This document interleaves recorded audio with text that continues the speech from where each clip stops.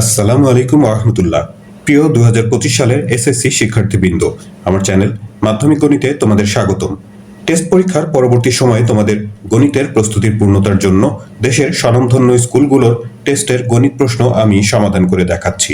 আজকের এই পর্বে রাজশাহী কলেজিয়েট স্কুলের বহু নির্বাচনী অভিক্ষা নিয়ে আলোচনা করব। এখানে প্রথম যে প্রশ্নটা রয়েছে, বলা হয়েছে এ বি সি ক্রমিক সমানুপাতি হলে, তারপর এখানে 4টা অপশন দেয়া আছে। তো এ বি সি যদি ক্রমিক সমানুপাতি হয়, ক্রমিক সমানুপাতি মানে হচ্ছে যে এ আর বি এর যে অনুপাত, বি আর সি এর অনুপাত একই, অর্থাৎ সমান। এখান থেকে আমরা আর গুণন করলে পাবো হচ্ছে B square is equal to AC. তো এটাই হচ্ছে যে B square is equal to AC খ নম্বর অপশনে আছে, সেই অপশনটা সঠিক। 2 নম্বর প্রশ্নে বলা হয়েছে কোনটা মূলদ সংখ্যা।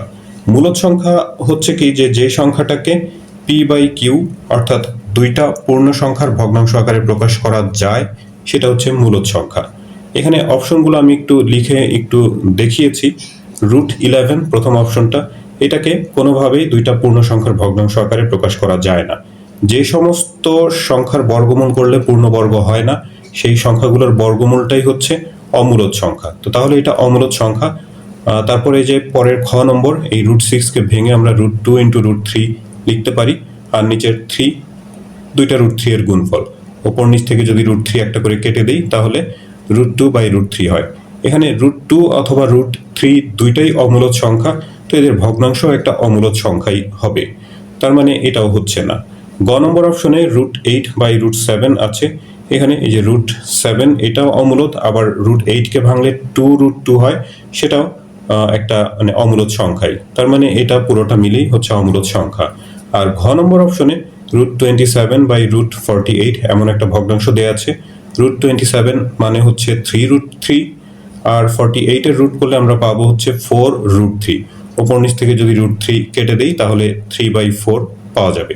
তো দেখা যাচ্ছে এটা পূর্ণ সংখ্যার ভগ্নাংশ আকারে প্রকাশ করা যাচ্ছে। তার মানে ঘ নম্বর অপশনটাই এখানকার সঠিক। 3 নম্বর আছে যে বৃত্তের অধিচাপের অন্তর্লিখিত কোণ কোনটা, সেটা বের করতে হবে। অধিচাপ মানে হচ্ছে বৃত্তের যে বড় চাপ, যেটা এরকম একটা প্রশ্ন প্রায় প্রত্যেকটা এমসিকিউ শিটেই থাকে।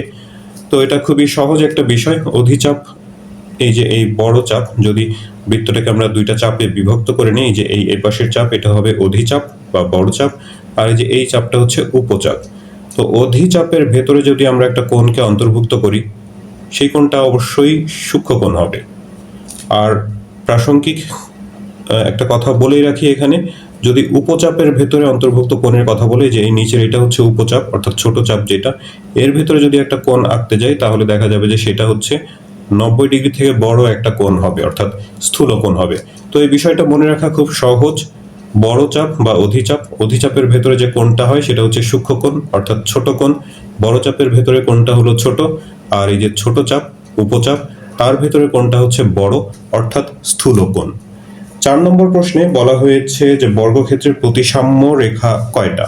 একটা বর্গক্ষেত্র যদি আমরা একে দেখি, বর্গক্ষেত্রের 4টা বাহু সমান এবং প্রত্যেকটা কোণও সমকোণ। তো এখানে মাঝ বরাবর একটা রেখা আঁকতে পারি, যাতে করে বর্গক্ষেত্রটা সমান দুইটা ক্ষেত্রে বিভক্ত হয়, যাদেরকে দেখতে একই রকম লাগে, একটার প্রতিচ্ছবি আরেকটাকে মনে হয়। তো এরকম আবার এই মাঝখান দিয়ে একটা আঁকতে পারি, আবার এরকম কোনাকুনি এবং এই পাশে কোনা বরাবর আরো একটা রেখা আঁকতে পারি। এরকম প্রত্যেকটা রেখাই এখানকার হচ্ছে যে এমন, যে যারা ওই পুরো বর্গক্ষেত্রটাকে সমান দুইটা ক্ষেত্রে বিভক্ত করে, যারা হচ্ছে একটা আরেকটার প্রতিচ্ছবির মতো। তার মানে এই যে 4টা রেখা এখানে আঁকা হয়েছে, এই 4টাই হচ্ছে বর্গক্ষেত্রের প্রতিসাম্য রেখা। 5 নম্বর বলা হয়েছে যে ইউক্লিডের স্বীকার্য অনুযায়ী রেখার প্রান্তবিন্দু নেই। সেটা ঠিকই আছে, রেখার তো কোনো প্রান্তবিন্দু হয় না। রেখা দুই পাশে সীমাহীনভাবে বর্ধিত করা যায়। 2 নম্বর অপশনে বলা হয়েছে যে রশ্মির প্রান্তবিন্দু 2টা। এটা আসলে ঠিক না, কারণ রশ্মি সংজ্ঞার মধ্যে আছে যে এক প্রান্তে হচ্ছে প্রান্তবিন্দু থাকে, আর আরেক প্রান্তে আমরা তীর চিহ্ন দিয়ে প্রকাশ করি, অর্থাৎ সীমাহীনভাবে এক প্রান্তকে বাড়ানো যায়। তাহলে 2টা প্রান্তবিন্দু রশ্মির থাকে না, রেখাংশের হচ্ছে 2টা প্রান্তবিন্দু থাকে। তো তাহলে 2 নম্বর অপশনটা এখানকার ভুল। 3 নম্বর অপশনে বলা হয়েছে যে তলের প্রান্ত হচ্ছে বিন্দু। এটাও আসলে ভুল তথ্য। তলের যে প্রান্ত, একটা তলের কথা চিন্তা করো, যেটার দৈর্ঘ্য প্রস্থ আছে। তলের প্রান্ত হচ্ছে একটা রেখা হয়, মানে যেটার কেবল দৈর্ঘ্য আছে প্রস্থ বা উচ্চতা নাই। তাহলে 3 নম্বর অপশনটাও ভুল এখানকার, শুধুই 5-এর 1 নম্বর অপশনটা সঠিক। 6 নম্বরে বলা হয়েছে ট্রাপিজিয়ামের সমান্তরাল বাহুদ্বয়ের দৈর্ঘ্য 9 সেন্টিমিটার আর 7 সেন্টিমিটার এবং তাদের মধ্যবর্তী দূরত্ব 8 সেন্টিমিটার হলে ক্ষেত্রফল কত বর্গ সেন্টিমিটার। তো ট্রাপিজিয়ামের ক্ষেত্রফলের সূত্র আমরা জানি হচ্ছে half into a plus B into H. A আর বি হচ্ছে সমান্তরাল বাহু দুইটা, আর এইচ হচ্ছে ওই সমান্তরাল বাহু দুইটার মধ্যবর্তী লম্ব দূরত্ব।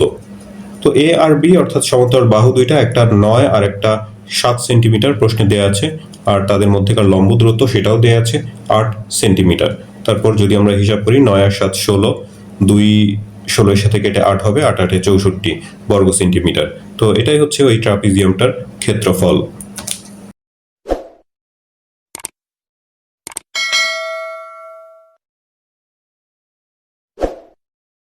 7 নম্বর প্রশ্নে একটা ধারা দেয়া আছে 1 + 3 + 5 + 7 +... এই ধারাটার প্রথম 19টা পদের সমষ্টি কত। তো এটা দেখতে পাচ্ছ যে 1 3 5 7, তার মানে হচ্ছে যে পাশাপাশি দুইটা পদের বিয়োগফল 2, তাহলে এটা একটা সমান্তর ধারা।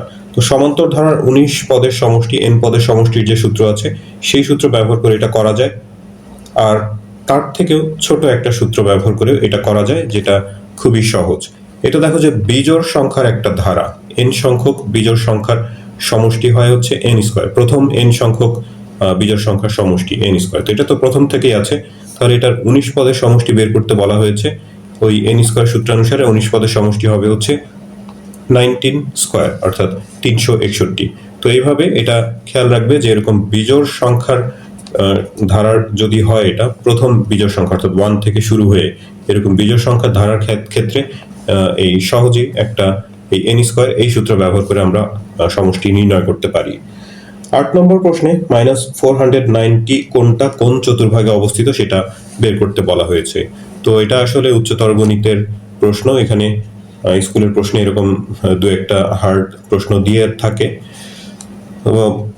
ভয় পাওয়ার কিছু নেই। এটা -490 ঋণাত্মক একটা কোণ, মাইনাসটাকে বাইরে রেখে আমরা এখানে একটু চিন্তা করি যে এখানে এর মধ্যে থেকে কয়টা 90কে পৃথক করা যায়। 5 × 90 যদি লিখি 5 নং 45 450 ডিগ্রি হয়, তার সাথে আরো 40 ডিগ্রি অবশিষ্ট থাকে, 40 যোগ করে দিলে সব মিলে 490 ডিগ্রি হয়। মাইনাস আছে বলে সামনে আমরা মাইনাস রেখেছি। এখন এটা কোন চতুর্ভাগে সেটা আমরা হিসাব করব। এই যে এইটা হচ্ছে এক্স অক্ষ আর এটা হলো ওয়াই অক্ষ। এই প্রথম এইখান থেকে হিসাবটা শুরু হয়। এটাকে যে 0 ডিগ্রি দাগের উপর এটাকে 0 ডিগ্রি ধরে তারপর আমরা ঘড়ি কাঁটার বিপরীত দিকে ঘুরে হিসাব করে থাকি চতুর্ভাগের। তো এটা হচ্ছে প্রথম চতুর্ভাগ, দ্বিতীয়, তৃতীয়, চতুর্থ। আমরা ঘড়ি কাঁটার বিপরীত দিকে ঘুরি ধনাত্মক কোণের বেড়াতে, কিন্তু এটা আসলে ঋণাত্মক কোণ। তারপর 5টা 90, এরপর প্লাস আছে 90, মানে হচ্ছে এক একটা চতুর্ভাগ। ঋণাত্মক কোণের বেলাতে এই যে এখান থেকে আসলে উল্টা দিকে ঘুরতে হয়, ঘড়ি কাঁটার দিকে, এই দিকে ঘুরতে হবে। তো 5টা 90 অর্থাৎ এই যে 1 2 3 4 5, এরপরে যেহেতু আবার প্লাস আছে তার মানে পরের চতুর্ভাগে চলে যেতে হবে। তো এই পরের চতুর্ভাগ এটা হচ্ছে 1 2 3 3 নম্বর চতুর্ভাগ। তার মানে এই -490 ডিগ্রি কোণ এটার অবস্থান হচ্ছে তৃতীয় চতুর্ভাগে। দেখো এখানে এই যে ধনাত্মক কোণের বেলাতে আমরা এই যে প্রথম, দ্বিতীয়, তৃতীয়, চতুর্থ চতুর্ভাগ বলেছি, যখন ঋণাত্মক কোণের হিসাব করেছি তখনও এই যে এটা কিন্তু তৃতীয় চতুর্ভাগই আছে, কিন্তু এই যে ঘুরতে হবে হচ্ছে ঘড়ির কাঁটার দিকে। চতুর্ভাগের নাম কিন্তু কখনো চেঞ্জ হবে না, চতুর্ভাগ যেটা তৃতীয়, যেটা প্রথম, যেটা যা সেটা তাই। এরপরে 9 নম্বর প্রশ্নে বলা হয়েছে যে অবিচ্ছিন্ন চলকের উদাহরণ। এখানে 4টা অপশন দেওয়া আছে, একটা ছাত্র সংখ্যা, তারপরে ছাত্রদের প্রাপ্ত নম্বর, ছাত্রদের রোল নম্বর, আর হচ্ছে লাইব্রেরি বই সংখ্যা। তো এটার আনসার হচ্ছে ছাত্রদের প্রাপ্ত নম্বর। কারণ অবিচ্ছিন্ন মানে যেটাকে দশমিক বা ভগ্নাংশ এবং পূর্ণ সংখ্যা দুইভাবে লেখা যায় সেটা হচ্ছে অবিচ্ছিন্ন। তো প্রাপ্ত নম্বর সেটা ভগ্নাংশ হতে পারে, পূর্ণ সংখ্যা হতে পারে, কিন্তু বাকি যে অপশনগুলো আছে ছাত্র সংখ্যা সেটা তো ভগ্নাংশ হওয়া সম্ভব না, মানুষ আবার ভগ্নাংশ হবে কি করে।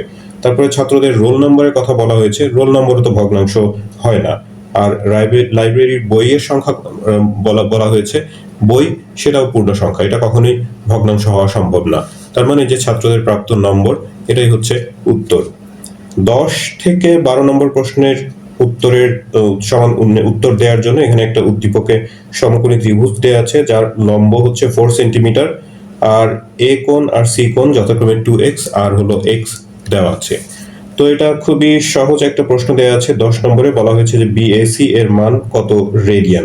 প্রশ্নটা সহজ, কিন্তু যারা রেডিয়ানের কথা জানো না, হায়ার ম্যাথ যাদের নাই তাদের জন্য হয়তো কঠিনই হয়ে যাবে। রেডিয়ান হচ্ছে যে কোন পরিমাপের আরেকটা একক, বৃত্তীয় একক এটাকে বলা হয়। আমরা যে ডিগ্রি হিসাব করি সেটা হচ্ছে ষাটমূলক পদ্ধতি, আর রেডিয়ান এটা হচ্ছে বৃত্তীয় পদ্ধতিতে কোণের একক। তো কোণ বিএসি কোণ এখানে চিত্রে 2x দিয়ে চিহ্নিত করা হয়েছে, আর যে অন্য আরেকটা কোণ সূক্ষ্মকোণ আছে সি কোণটা, সেটাকে x দিয়ে চিহ্নিত করা হয়েছে। বিএসি কোণ আর এসিবি কোণ এই দুইটা মিলে 90 ডিগ্রি হবে, কারণ সমকোণী ত্রিভুজের সূক্ষ্মকোণ দুইটা, সেই দুইটা সমষ্টি 90 ডিগ্রি। 90 ডিগ্রিকে আমরা যদি রেডিয়ানের হিসাবে লিখতে চাই তাহলে সেটাকে π/2 রেডিয়ান লিখতে পারি। এই তথ্যটুকু তোমাদের খেয়াল রাখতে হবে। এখন বিএসি প্রশ্নে দেওয়া আছে 2x, আর এসিবি কোণ এটা দেওয়া আছে হলো x। তাহলে 3x এই পাশে যে π/2, তাহলে x হচ্ছে 3টা ওই পাশে গিয়ে ভাগ হয়ে যাবে, ভাগ মানে 2 এর সাথে নিচে গুণ হয়ে যাবে, 3 দুগুণা 6, π/6। এটা x এর মান। আমাদের বিএসি কোণের মান প্রয়োজন। বিএসি কোণটা হচ্ছে 2x, x যেহেতু π/6, এটা 2 এর সাথে 6 কেটে π/3 পাবো। তো এটাই হচ্ছে রেডিয়ান এককে বিএসি কোণের মান। 11 নম্বর প্রশ্নে বিসি কত সেন্টিমিটার সেই তথ্য জানতে চাওয়া হয়েছে। তো বিসি এর হিসাব করতে গেলে আমাদের হচ্ছে যে সূক্ষ্মকোণ দুইটা আছে সেই সূক্ষ্মকোণ দুইটার যে কোনো একটার মান প্রয়োজন। একটার মান অবশ্য বের করেছি, তবে সেটা রেডিয়ান এককে বের করেছি। সেটা দিয়ে হিসাব করতে গেলে যেহেতু রেডিয়ানের সাথে আমরা অভ্যস্ত না, তো ডিগ্রির হিসাবটা দরকার। এখানে সি কোণ হচ্ছে এক্স, আর এক্স মানে হলো π/6, এক্স কোণ অর্থাৎ সি কোণটা π/6। π/6 মানে হচ্ছে 30 ডিগ্রি। রেডিয়ানের হিসাব থেকে ডিগ্রিতে আসার সহজ একটা উপায় আছে। পাই এর জায়গাতে যদি আমরা 180 ধরে নেই, 180/6 ভাগ করলেই ডিগ্রির মান পাওয়া যাবে। তো পাই মানে তো 180 না, তবে এই রেডিয়ান থেকে ডিগ্রিতে আসার এটা হচ্ছে একটা শর্টকাট উপায়। তো 30 ডিগ্রি মান হচ্ছে এক্স কোণের। এখন আমাদের বের করতে হবে হলো বিসি এর মান। তো 30 ডিগ্রি কোণের সাপেক্ষে এবি বাহু হচ্ছে লম্ব, আর বিসি হলো ভূমি। তো লম্ব বাই ভূমি হচ্ছে tan এর অনুপাত, তাই আমরা tan নিয়েছি। tan 30 লম্ব এবি বাই বিসি হলো ভূমি। tan 30 মান হচ্ছে 1/√3। এই পাশে এবি এর মান প্রশ্নে চিত্রে দেওয়া আছে 4, আর বিসি এর মানটা আমাদের বের করতে হবে। আর গুণন করলে বিসি পাবো 4√3। এই উদ্দীপকের শেষ প্রশ্নটা বলা হয়েছে ত্রিভুজ এবিসি এর পরিবৃত্তের ব্যাসার্ধ কত সেন্টিমিটার। ত্রিভুজটা যে এরকম চিত্র প্রশ্নে যেটা দেয়া আছে, তো এটা সমকোণী ত্রিভুজ, কারণ এখানে সমকোণের চিহ্ন দেয়া আছে প্রশ্নে। সমকোণী ত্রিভুজের অতিভুজের মধ্যবিন্দুটাই হচ্ছে পরিবৃত্তের কেন্দ্র হয়। তো অতিভুজটা কত বড় সেটা এখন যদি জানতে পারি তাহলে হচ্ছে যে যেহেতু কেন্দ্রটা হলো অতিভুজের মধ্যবিন্দু, তো অতিভুজটাকে অর্ধেক করলে হচ্ছে ব্যাসার্ধ পেয়ে যাব। তো অতিভুজ এসি এর মান জানা দরকার, সেটা পিথাগোরাসের সূত্র ব্যবহার করে আমরা সহজেই বের করতে পারি। আমরা জানি যে অতিভুজের বর্গ অন্য দুই বাহুর বর্গের সমষ্টির সমান। তো অতিভুজের বর্গটাকে একবার আমরা ওই পাশে নিয়ে √ওভার হিসেবে লিখেছি। তারপর এটা যদি হিসাব করা হয় তো 8 পাওয়া যাবে। এসি অর্থাৎ অতিভুজের মান, আর অতিভুজের মধ্যবিন্দু যেহেতু পরিকেন্দ্র হয়, তো এটাকে 2 দিয়ে ভাগ করলে এটার মানে ব্যাসার্ধ পাওয়া যাবে। 8কে 2 দিয়ে ভাগ করলে হচ্ছে পরিবৃত্তের ব্যাসার্ধ পাবো হচ্ছে 4 সেন্টিমিটার।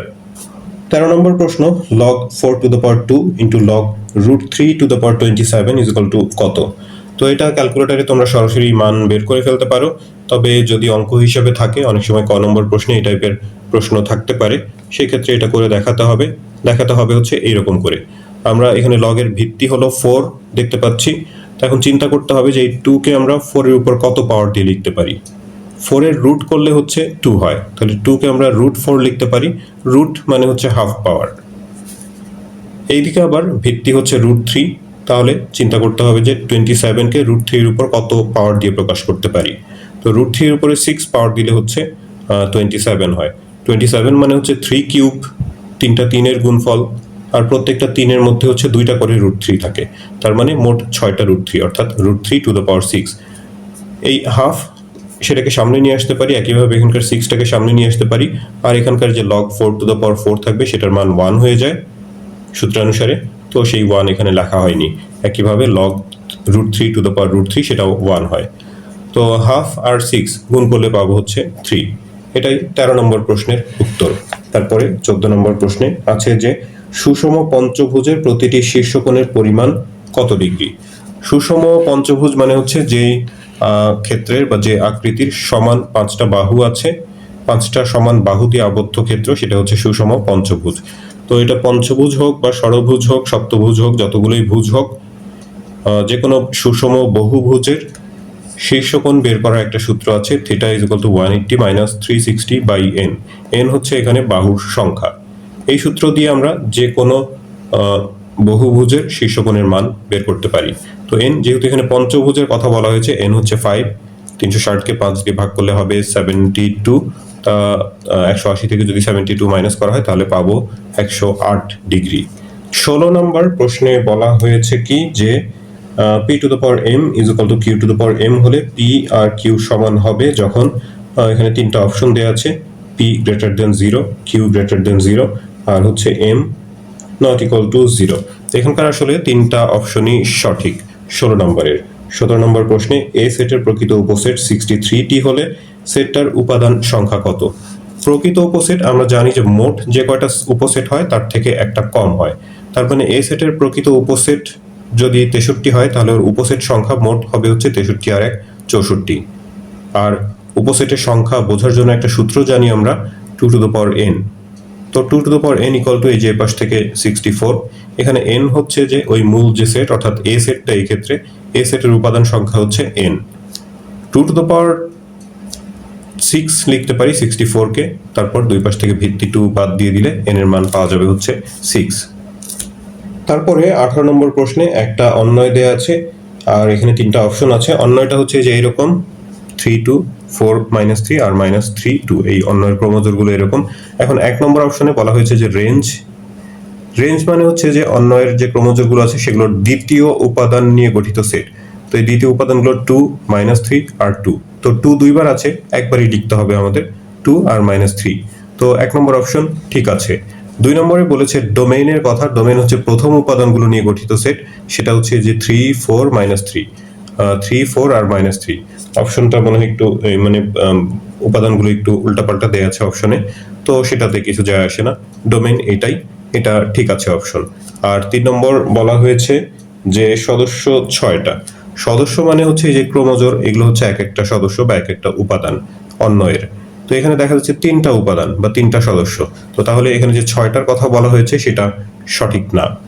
19 নম্বর প্রশ্নে আছে কি যে 10% হার মুনাফায় 3000 টাকার 3 বছরের সরল মুনাফা কত। খুবই সহজ একটা অঙ্ক, যারা জানো সূত্রটা, আর না জানলে অনেক কঠিন। 9-10 বইতে যদিও না করে থাকো এই সূত্রটা, তাহলে 8 বইতে করে আসার কথা। সরল মুনাফার সূত্র হচ্ছে I = PNR। P মানে হচ্ছে মূলধন, এখানে 3000, N হচ্ছে সময়, সেটা 3 বছর দেয়া আছে, আর R মানে হচ্ছে মুনাফার হার, 10% দেয়া আছে। 10% মানে হচ্ছে 10/100। তারপর যদি আমরা এটা হিসাব করি তাহলে পাওয়া যাবে হচ্ছে 900 টাকা। 20 নম্বরে বলা হয়েছে কোন বৃত্তের অন্তর্লিখিত সামান্তরিক একটি ড্যাশ। বৃত্তের মধ্যে যদি আমরা একটা সামান্তরিক আঁকতে চাই তাহলে সেটা হচ্ছে একটা আয়তক্ষেত্রই হবে। সামান্তরিক বৃত্তের মধ্যে আসলে আঁকা যায় না, আয়ত আঁকা যায় আর হচ্ছে বর্গ আঁকা যায়। তো যেহেতু সামান্তরিক আঁকতে যাওয়ার কথা বলা হয়েছে, সামান্তরিক এর সাথে আয়তক্ষেত্রের মিল আছে, শুধু কোণের পার্থক্য। তো বৃত্তের মধ্যে সামান্তরিক আঁকতে গেলে সেটা আয়তক্ষেত্রই হবে। আর 21 নম্বর প্রশ্নে বলা হয়েছে যে একটা ত্রিভুজের বাহুগুলোর অনুপাত হচ্ছে 1:1:√2 হলে ত্রিভুজটা কি ধরনের সেটা জানতে চাওয়া হয়েছে। এখন বাহুর দৈর্ঘ্যর অনুপাত যদি 1:1:√2 হয় তাহলে এটার প্রকৃত দৈর্ঘ্য কত হবে, সেগুলো প্রত্যেকটা অনুপাতকে যদি আমরা x দিয়ে গুণ করি, একই সংখ্যা দিয়ে গুণ করলে প্রকৃত সংখ্যাটা পাওয়া যায়। তো এই ক্ষেত্রে কত দিয়ে গুণ করতে হবে সেটা তো জানি না, তো x দিয়ে গুণ করলাম, তাহলে একটা বাহু x হলে অন্যটাও x হলে এই বাহুটা হবে হচ্ছে √2x। এবারে এখানকার এই দুইটা বাহু হচ্ছে ছোট, এই দুইটা বাহুর যদি আমরা বর্গের যোগফল করি তাহলে 2x² পাওয়া যাবে। আর তৃতীয় যে বাহুটা বড় বাহু, সেটার যদি বর্গ করি তাহলে দেখা যাবে যে ওই একই মানই পাওয়া যায়। তার মানে এই ত্রিভুজটার এই দুইটা বাহুর বর্গের যোগফল এই বাহুর বর্গের সমান। তার মানে এটা পিথাগোরাসের সূত্রানুসারে সমকোণী ত্রিভুজের সাথে মিলে যাচ্ছে, অর্থাৎ এটা একটা সমকোণী ত্রিভুজ। 22 আর 23 নম্বর প্রশ্নের জন্য উদ্দীপকে দেয়া আছে x plus 1/x equal to 2। 22 নম্বর প্রশ্নে x কিউব প্লাস 1/x কিউবের মান বের করতে বলা হয়েছে। তো x কিউব প্লাস 1/x কিউবের মান বের করতে গেলে আমাদের এই যে মানটা দেয়া আছে সেই মানটাই প্রয়োজন, কারণ এই সূত্র জানি আমরা x plus 1/x whole cube অর্থাৎ a plus b whole cube minus 3ab into a plus b। তারপর এখানে যদি মান বসিয়ে দিই x প্লাস 1/x এর মান 2, হিসাব করলে আমরা এখানে 2e পাবো অর্থাৎ 22 নম্বর উত্তর হচ্ছে 2। তারপরে 23 নম্বর প্রশ্নে বলা হয়েছে যে x to the power 3 plus 1/x to the power 4 সমান সমান কত। তো x টু দ্য পাওয়ার 3 তারপরে আবার x টু দ্য পাওয়ার 4, এটা তো আসলে কোনো সূত্র দিয়ে করা সম্ভব না। তো এটা আমরা করব কি, যে উদ্দীপকে যেই মানটা দেওয়া আছে x plus 1/x equal to 2, সেখান থেকে চেষ্টা করি যে x এর মান বের করা যায় কিনা। বাম পাশে যদি লসাগু নেই, x হচ্ছে লসাগু, তারপর এটা x স্কয়ার প্লাস 1 হবে লবে, আর এপাশে 2 আর গুণন করলে এপাশে 2x হবে, সেটাকে বাম পাশে নিয়ে বিয়োগ করে দেওয়া হয়েছে x square minus 2x plus 1 is equal two 0। একটু খেয়াল করলে দেখা যাবে যে এটা a square minus 2ab, b হিসাবে হচ্ছে 1 প্লাস 1 এর উপর একটা স্কয়ার দিলে b স্কয়ার পাওয়া যায়, a minus b whole square সূত্রের সাথে মিলে যায়। তাহলে আমরা লিখতে পারি x মাইনাস 1 হোল স্কয়ার, ডান পাশে হচ্ছে 0, স্কয়ারটা ডান পাশে গিয়ে স্কয়ার রুট হয়ে 0ই হবে, তারপরে মাইনাস 1 এর পাশে এসে হবে হচ্ছে প্লাস 1। তো তাহলে x এর মান পেলাম হচ্ছে 1। আমাদের বের করতে বলা হয়েছে x cube plus 1/x to the power 4 এর মান। যেহেতু x এর মান 1, x এর মান যদি 1 বসানো হয়, 1 এর উপরে যতই পাওয়ার দিই সেটা 1ই হয়, আবার এখানে 1/1 ইকুয়াল টু 1ই হয়, তার মানে 1 প্লাস 1 অর্থাৎ 2। 24 নম্বরে দুইটা সমীকরণ দেয়া আছে, রেখাদ্বয়ের ছেদ বিন্দু কোন চতুর্ভাগে অবস্থিত, এই হচ্ছে প্রশ্ন। তো সমীকরণ দুইটা হচ্ছে যে এই দুইটা, এখানে দেখা যাচ্ছে যে একটা সমীকরণে x এর মান দেওয়াই আছে -2, x এর মান -2, এটা যদি আমরা এই প্রথম সমীকরণে বসিয়ে দিই তাহলে হিসাব করে এখান থেকে y এর মান পাওয়া যাবে। প্রথম সমীকরণটা এখানে 2x ছিল, x এর জায়গাতে -2 বসানো হলো, গুণ করলে -4 হয়, -4টাকে ওই পাশে নিয়ে প্লাস করলাম, 2 আর 4 যোগ হয়ে 6 হবে, 3y ইকুয়াল টু, তাহলে y ইকুয়াল টু 3টা ওই পাশে গিয়ে ভাগ করলে পাবো হচ্ছে 2। তার মানে xy অর্থাৎ বিন্দুটির স্থানাঙ্ক পাচ্ছি, x এর মান হচ্ছে -2 আর y হচ্ছে 2। বলা হয়েছে যে এই ছেদ বিন্দুটা কোন চতুর্ভাগে অবস্থিত। ছেদ বিন্দু হচ্ছে -2, 2, ডান দিকে x এর ধনাত্মক দিক, বাম দিকে হচ্ছে x এর ঋণাত্মক দিক, উপরে y এর ধনাত্মক, নিচে y এর ঋণাত্মক দিক। তো এখানে x এর প্রথমে ঋণাত্মক মান দেয়া আছে -2 অর্থাৎ বাম দিকে 2 ঘর আসতে হবে, তারপর y এর মানও 2 দেয়া আছে অর্থাৎ y এর যে ধনাত্মক দিক উপরের দিকে সেদিকেও 2 ঘর যেতে হবে। তো যে বিন্দুটা পাওয়া যাবে সেটা আসলে দ্বিতীয় চতুর্ভাগে অবস্থিত, এটা প্রথম, দ্বিতীয়, তৃতীয়, চতুর্থ, তো এটা দ্বিতীয় চতুর্ভাগে অবস্থিত হয়। 25 নম্বর প্রশ্নে ত্রিভুজ ABC অঙ্কনের জন্য কোন তথ্যটি প্রয়োজন। এখানকার আসলে ঘ নম্বর উত্তরটা সঠিক। ঘ নম্বরে বলা হয়েছে যে AB equal to 10 centimetre, AC 8 centimetre আর BC হচ্ছে 16 সেন্টিমিটার। এখানে যে ছোট দুইটা বাহু, একটা হচ্ছে 10 আর একটা 8, যোগ করলে হয় 18, সেটা তৃতীয় বাহু অপেক্ষা বৃহত্তর হয়। তো এই কারণে এটা দিয়ে ত্রিভুজ আঁকা সম্ভব, কারণ আমরা জানি যে ত্রিভুজের যে কোনো দুই বাহুর সমষ্টি তৃতীয় বাহু অপেক্ষা বৃহত্তর। আবার বাকি অপশনগুলো নিয়ে যদি একটু হিসাব করি, যে একটা ক নম্বর অপশনে এ কোণ, বি কোণ, সি, তিনটা কোণই দেয়া আছে। তো তিনটা কোণ দেয়া থাকলে একটা ত্রিভুজ আঁকা যায় না, কারণ হচ্ছে কি যে মানে একটা বাহু অন্তত প্রয়োজন হয়।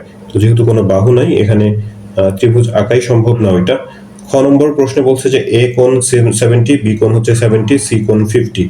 এটার ক্ষেত্রেও সেই একই কথা, তিনটা কোণের মান দেয়া আছে, কোনো বাহু নাই, তো তাহলে এখান থেকে ত্রিভুজ আঁকা সম্ভব না। আর হচ্ছে যে গ নম্বর প্রশ্নে আছে যে AB is equal to 10 centimetre, AC equal to 8 আর B equal to 60 ডিগ্রি। দেখো AB আর AC বাহু যদি দেয়া থাকে, এদের অন্তর্ভুক্ত কোণ হবে তাহলে হচ্ছে A কোণ, কিন্তু এখানে B কোণ দেয়া আছে।